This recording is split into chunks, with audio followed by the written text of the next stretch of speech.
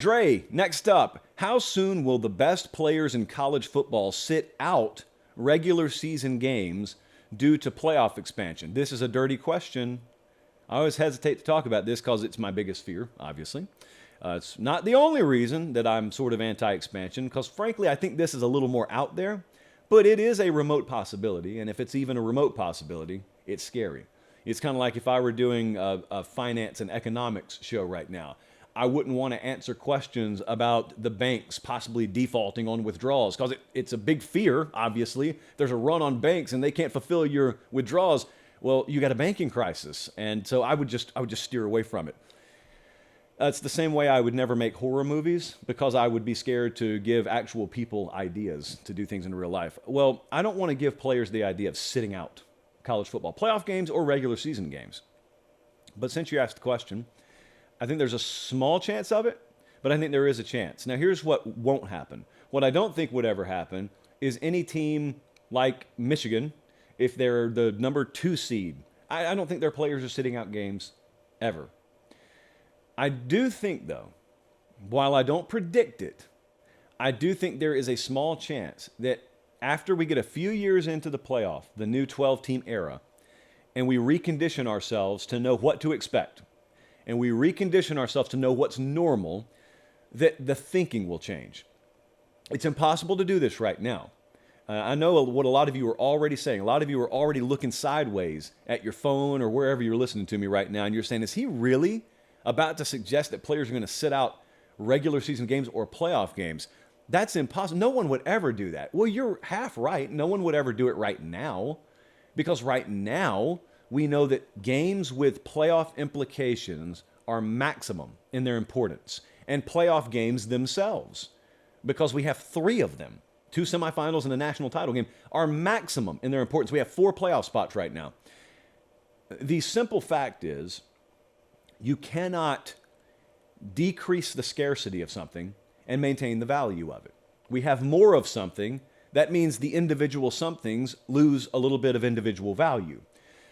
That's the trade-off that a lot of you are willing to accept. That's fine. You're dragging me kicking and screaming down the road, but I'm going to come with you because the alternative is not to watch the sport anymore.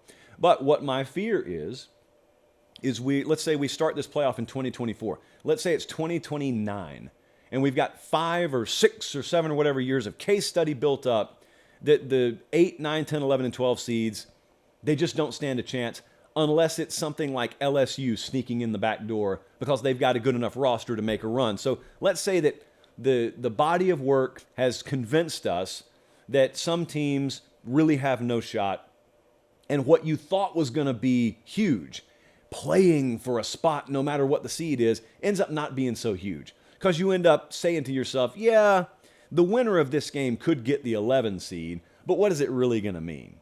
You don't think you'll say that, but you'll end up saying that. Well, my fear is that we have then devalued playoff spots to the point where someone on one of those teams that may be 8-3 and playing in the regular season finale is projected to be a first-round draft pick and says, I don't want to really risk it. The millions of dollars potentially in my future outweigh in value possibly getting a playoff spot where it looks like we just get drug anyway. Because once you go down that slope, it's too slippery to come back up. You're done.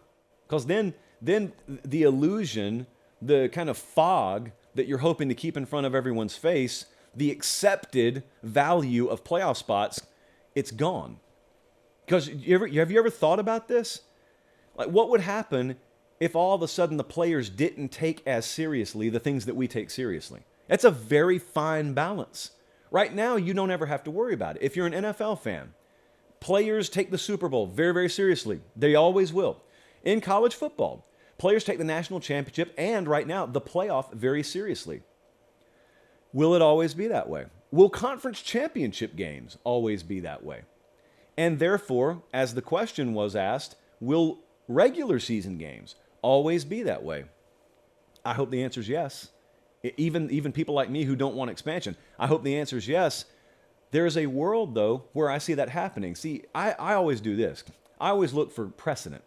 In the legal world, they would look for case study on it. And there is case study on it. It's just not apples to apples. I can't go back in college football history and say, here is an expanded 12-team playoff, let's see what happened. But we can look for some similarities. Here's the similarity. The 4-team playoff is the similarity. Once upon a time, about a decade ago, as recently as a decade ago, it would have been insane to talk about people opting out of bowl games. Just insane. If I were doing this show in 2011 or 2012, and I said, hey, if we expand the playoff, I think guys are just going to opt out of non-playoff games.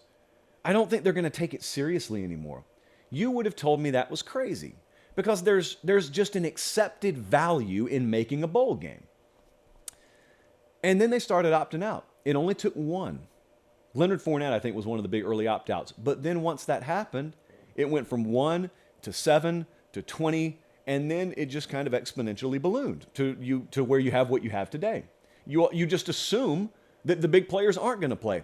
It's so assumed now that we made a ton of money off the Sugar Bowl because Vegas even assumed that Bryce Young and Will Anderson were not going to play for Alabama against Kansas State. They hung Bama -3.5 as the opening line.